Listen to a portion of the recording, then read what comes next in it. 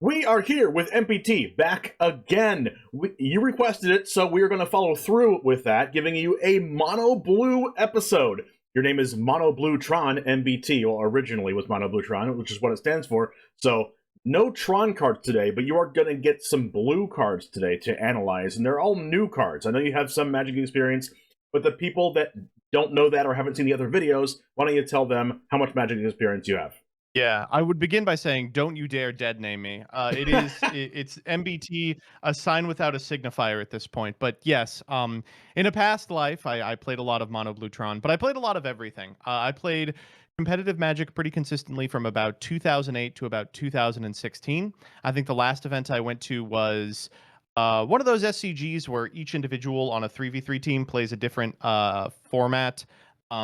Around the time that Ixalan came out the first time. I imagine you've been back since then. Since then, I've been making YouTube content about Yu-Gi-Oh, the trading card game, on youtube.com/MBT Yu-Gi-Oh. And I have mostly, not by virtue of like disliking the game, but just by virtue of being too busy, fallen out of kind of what's good in Magic. And from what I understand, things have been getting better at a record pace. So I'm excited to see if you all have printed a better brainstorm yet.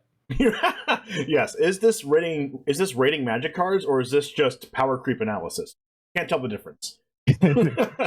Okay. Oh man, do you know how stupid I looked, by the way, advocating for rotation in Yu-Gi-Oh, saying stuff like, it's a mechanism by which you can keep power creep artificially low. Look at Magic. They don't power creep. And people were like, what were you talking about? I was like, listen, when I was playing, Theros came out. Now they've got, a Modern Horizons set every year. I don't know what to say. And now Modern Horizons 3 decks have been so power crept that it actually have power crept almost every other modern and good card out of existence already. And it's only been 2 weeks. Magic designers, if you're listening, move the quotes back 4 words. That's the solution. You get the quotation movement errata. Exactly.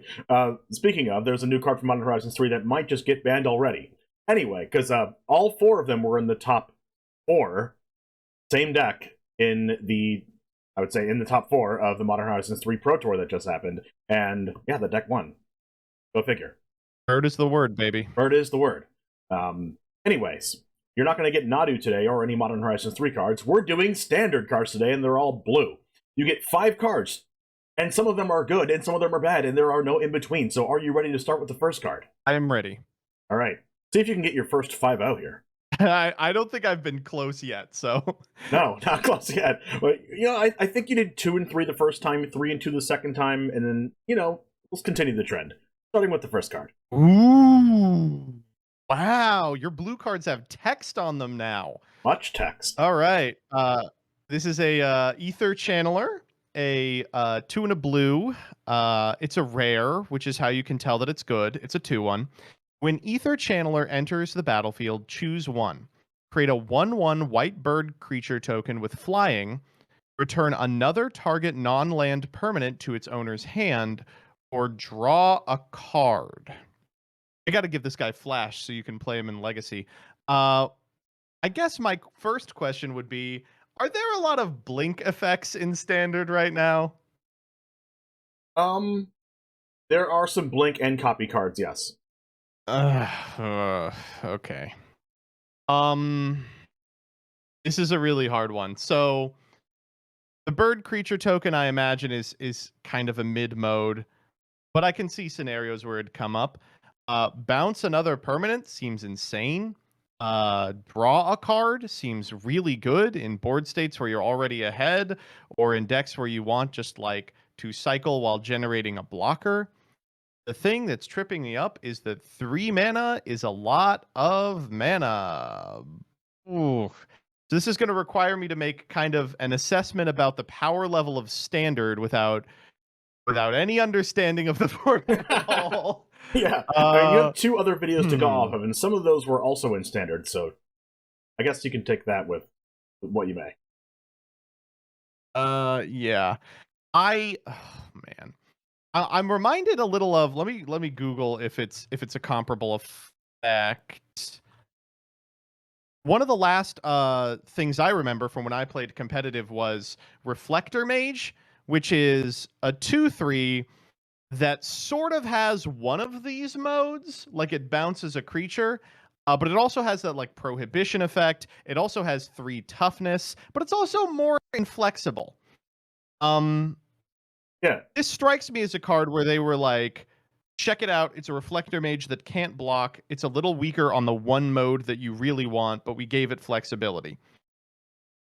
So I think this card is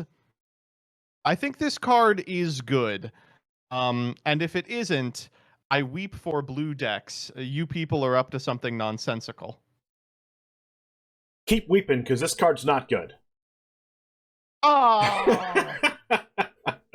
Yeah, you have a blue mage and put 1/1 flyer or bounce anything or draw a card on a card. It's insane. So I had to give you this card to start with because I had to tell you the power level of standard is off the chain.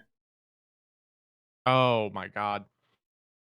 That's to think that a card like this that in 2013 I would have considered in like modern decks is not powerful is really, really frightening. I think back then okay. this would make the humans deck in modern. It would be in the deck, like maybe. Oh yeah.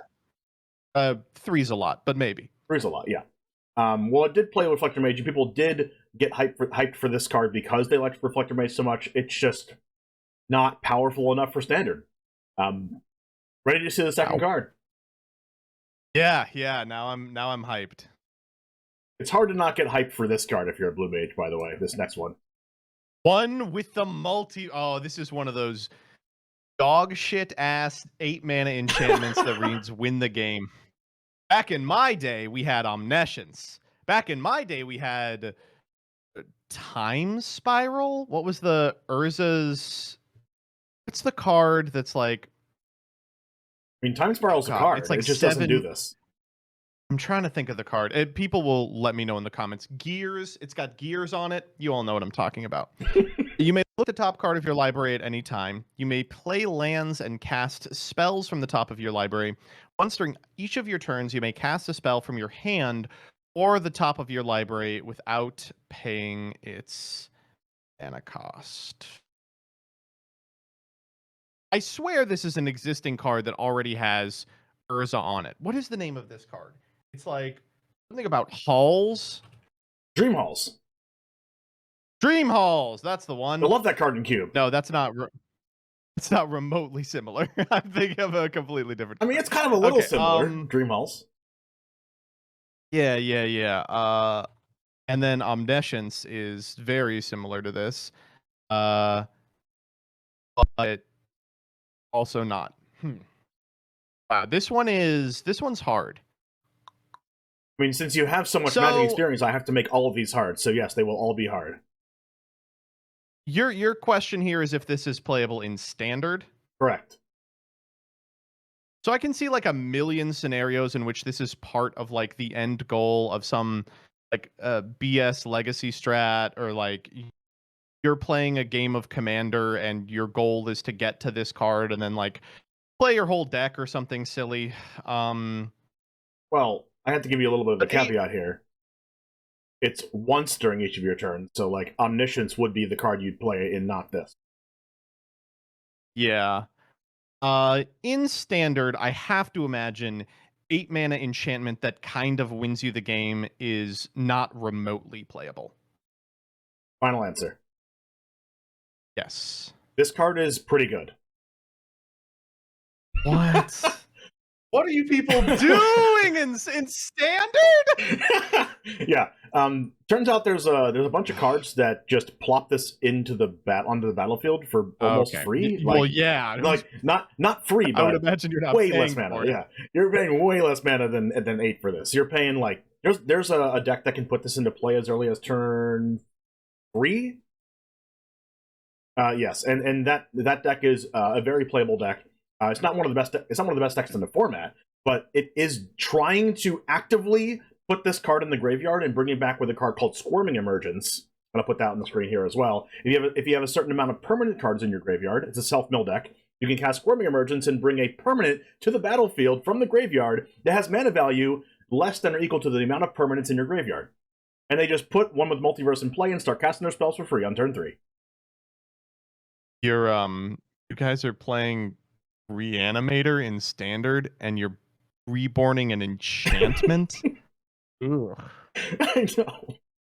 I Oh know. no, no, Just the that's disapproval. not right. The disapproval's just written all That's over your not face. right. It's supposed to be a big guy with a lot of text. This is not even a guy. I mean, to be fair, you play Atraxa in that deck as well. I believe we talked about that on an earlier Okay. video. Yeah, And right. so I've become very familiar with Atraxa Yes. since that video. yes, and so you bring this back from the graveyard, and then you just cast the Atraxa from your hand for free as your one spell, and then you go off. So there's that. It is casting the Mhm. big guy. It's just like you cast this first. Mm-hmm. Okay, now that you're 0 for 2, we're on a very nice pace here. Let's go to the third card. 2 mana, blue card. It is broken. Okay, Flying Vigilance. Duelist of the Mind's power is equal to the number of cards you've drawn this turn. Whenever you commit a crime, you may draw a card. If you do discard a card, this ability triggers once each turn. And then what's a crime? Committing a crime is if you target anything they control or anything on the stack. On the stack of your opponent's spell. Like, just target anything. So like playing counterspell is committing a crime. Correct, because it's targeting their spell on the stack. If you target their a permanent they control or a card in their graveyard, also committing a crime. That's a lot of thoughts happening right now. I want this card to be I want this card to be good really bad because all the pro player cards are like this. They're like specifically designed to make me excited. But what I'm reading here is that this card is like really good if you can land it right before you get into a big counter war or you start in blue like bouncing shit. And they've given it flying, so anytime the ability or anytime the card draw effect triggers, it does get in. However, it's kind of weird because you're also putting yourself at a huge mana disadvantage if you want to get into a counter war, because then you're down 2. I don't know if like mana leak is still available, but like it still strikes me as like a liability that like you would willingly tap out right before going to bat for some card. I can see a lot of scenarios where like the number of cards you've drawn is like 0. And committing to the spells that draw you a card taps you out. Like I'm thinking historically of like if this was an Innistrad, you'd like land it and then try to like think twice as a combat trick, which is like cool. But the big strength of instant speed cards that draw you cards is you can leave your mana up the whole turn and then draw a card at end step. This card it does count your draw for turn. Just to put it, just you always get in for 1. Okay, all right, that's a big deal. Yeah, unlike a lot of blue cards, it doesn't say additional cards. It's like just flat out number of cards. Yeah. But on your opponent's turn, it does start at 0. Correct. So it's meant to like soak an attack on your opponent's turn and hit for 1 on yours, and this is tough. And to add to what you were saying before, there is a better mana leak in standard called No More Lies. It's mana leak, but it's a blue-white 2-drop instant that also exiles the spell that you counter. Better mana leak. On. All right. You're like, come on, this power creep is out of control, man. So I don't love this card. But I can see a scenario where you land this on 2 as like your play, and then it's a little difficult to get rid of. It has a big enough butt that it trades for like 1-drops, and then you get to kind of sculpt your draws in a way that maybe enables some of the terrible combos you were just talking about, as well as like making sure that you always have like action instead of just like drawing lands. I'm going to say, against my better judgment, I'm going to say this card is good. This card, I mean, I'm surprised I didn't hear you mention that there are spells that let you draw multiple cards in one turn. Like, like there's a card that's an instant speed divination, like exactly draw 2 cards at instant speed. That you would actually get multiple points of power from one spell. but this card is unfortunately not good enough for. It's not super surprising. I like spending 5 minutes detailing all the ways in this card is bad, and then saying, and it's good, and then being wrong. That's like, that's unfortunate. You said against my better judgment. And I was like, well, I thought you were going to go the other way. I thought you were leaning towards it being good, and then saying against my better judgment, I don't think it's good, and then you would have got the point. But yeah, this card, albeit having a 2 mana, 3 toughness, at least 1 power on your turn, going to more than 1 power, also flying and vigilance, and sculpting your hand, not good enough for standard. I believe that. I think this card is probably only okay in general. The scenario in which I could see it being really good is like the same scenario where, what was that Jace that was like a 1 or 2 drop and would transform? He was like a pirate. Jace Vryn's Prodigy. Same concept as that, like a card that everyone was like, this is going to be in every deck, and then in actuality it was in some decks, but it was like you do kind of have to tap out, and he does kind of have to live forever, and the payoff is fine, but not insane. Right. This card was a little bit hyped in the beginning. It was played in a big event in one of the best decks, Esper mid-range, but it was eventually just cut right after that because people realized it wasn't good enough. Okay, 0-3 currently. That's not a good sign. You now have to drop from the tournament. That's fair. But you don't have to drop. We're going to continue to round 4. I'm going to force you to not drop. This one is a very interesting card as well. I also made sure to purposely give you only rares and mythics, so you couldn't use that as a barometer. Back in the day, all the mythics were bad. What is this? Chrome Host Seedshark. Oh my god. Whenever you cast a non-creature spell, incubate X, where X is that spell's mana value. Create an incubator token with X +1/+1 counters on it. And 2, transform this artifact, transform to a 0/0. So prior to paying the 2, the incubator token is just an artifact with +1/+1 counters on it? Yes. And the ability to transform. Ooh. I see the vision with this card, right? You're meant to land it, and then anytime you get into a counter war for the rest of the game, you're also like pushing an advantage. Correct. But I don't love it. The concept is like, anytime you win a counter war, or even engage in one from here on out, you're making a hypothetical creature for later in the game.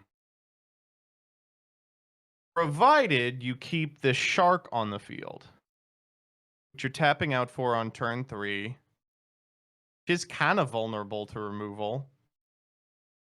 You don't need to keep Chrome Host Seedshark in play to be able to transform the incubator token. Yeah. Okay. I figured.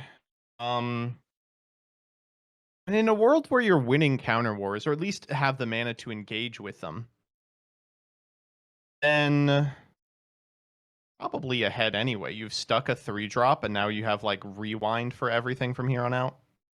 Yeah, I don't know. I don't think this card is particularly good. This card is good. I think Magic players are just really bad. I think they just haven't understood the truth of this world, which is that this card is not good. You just need to come back to Magic in the tournament that I've been talking about with you and Far for the past little bit, and just break the format. I guess. Holy, you people are like, no, I can't tap out on 2 for Duelist of the Mind, which shapes my draws for the rest of the game. Gotta tap out on 3 for Chrome Host Seedshark, a 2/4 that will eventually create a 2/2. Oh my god. In what world have we made it where legendary merfolk that makes the Drake tokens is a more powerful card than Jace Vryn's Prodigy? What a sick, disgusting joke. No, you don't get it. Reflector Mage doesn't see play these days, but the Drake Summoner, he's crazy this format. Yeah, the reason why Chrome... How do people play this card? Okay, I'm about to tell you. People play Chrome Host Seedshark Some people play it in the main deck, and I've seen it in the main deck as well, but it's also a really, really good sideboard card in Control Mirror. Oh, for the Control Mirror! I don't need to know that! Come on! No, not only Control Mirrors, but also there's a ramp deck that plays a lot of really big spells that are all non-creature spells, and it notably says non-creature spell, not instant or sorcery. So there's a card called Leyline Binding that is a 6-drop, but they cast it for 1 mana. So even though you cast it for 1 mana, it says mana value. So you get a 6/6 incubator token. So usually in the late game, you cast like 1 or 2 Chromehode Seedsharks back to back after you have gone back and forth sweeping your opponent's board in the ramp deck. You just go Chromehode Seedshark, cast a huge spell, and now you have like 1 or 2, like 6 or 7 counters artifacts, and then your opponent can like sweep your Chromehode Seedsharks off the board. But then you can just hit them for like 12 or 14 on the backswing, and they just lose the game. Also, it is useful in the counterspells wars that you're talking about, because the decks that would engage in a counterspell war in Standard are also playing like Sunfall, which is a huge sweeper and stuff, and you can't sweep the tokens. It's like a haste threat in the mirrors, which is also really good. All right, I get it. Okay, moving to the last card. I went into this starting to think that you might go 5-0. I now kind of want you to go 0-5 for content reasons. I'm very close to going 0-5. Okay, you can't get the next one wrong on purpose just to complete the 0-5. You have to try for this one. Oh, don't worry. Don't you worry. You tried for all the other ones, too. Alright, this last one is this. If they made a card called Urza's Command bad, I will be so sad. All right, unfortunately, I am a cryptic truther, so I think I have to say this is good. This is what, 2 and 2 blues. You haven't even read it yet. Creatures you don't control. That's okay. I saw the word command. Creatures you don't control get -2/-0 until the end of the turn. Create a tapped Power Stone. I guess we'll get there in a sec. Create a tapped 0/0 colorless construct with this creature gains +1/+1 for each artifact you control. Scry 1, then draw a card. What is a Power Stone token? You sighed after you asked that. I caught that. A Power Stone token is an artifact that lets you tap only to cast artifacts and to activate any ability. I'm not getting this here. Let me Google Power Stone token. It can't be used for non-artifact spells. I think that's what the exact word for it. Okay, I see. Can't be used for a non-artifact spell. But it can be used for abilities. And this is rough. So obviously I'm immediately comparing it to Cryptic. And as I know you would. It contains 2 of the Cryptic modes. Creatures you don't control get -2/-0 is kind of tap the team. And Scry 1 then draw is better than draw. It's missing the counter spell. The 0/0 is like supposed to be Karn. Yeah, like a construct. This is This is in the context of Standard. I'm really ready to go 0-5, but I think it's a really powerful fog that comes down like a turn too late. I think the Power Stone and the Construct are cool, but not super important. I think lacking the bounce and the counterspell mode makes it way worse than Cryptic. The draw is really good, though. I don't think this card is good. Final answer. Yeah. I'm glad you stick to your guns. Because this card lets you go 1-4 today. It is not good. Okay. Holy. You survived. Oh man. What are you people doing in Standard? What is happening there? I'm going to MTG top 8 right now. There's a control deck. You are going to see that all deck. of the cards that I mentioned were bad are not played, and the cards that I mentioned were good are played. Oh God. Oh, Lord Almighty. What are you looking at? What is March of Otherworldly Light? What the hell is this? Yeah, that card's really good. It's even played in Pioneer. There's no more lies. Damn good. I'm glad nature demands a mana leak. That's good. Uh, you all have a like a bad Wrath of God. That's good. Wow, that's a good Wrath of No, God. Sunfall Holy is the card I was shit. talking about with the incubator tokens. That card's crazy. Yeah, it makes an incubator token also. You're telling me, each non-land permanent. I was looking at temporary lockdown and I was like, you people are playing Banishing Mage? No. You're telling me that Yeah, lockdown is crazy. No, that's way better. Yeah, that's nuts. I just won a regional championship qualifier with 4 copies of temporary lockdown in my 75.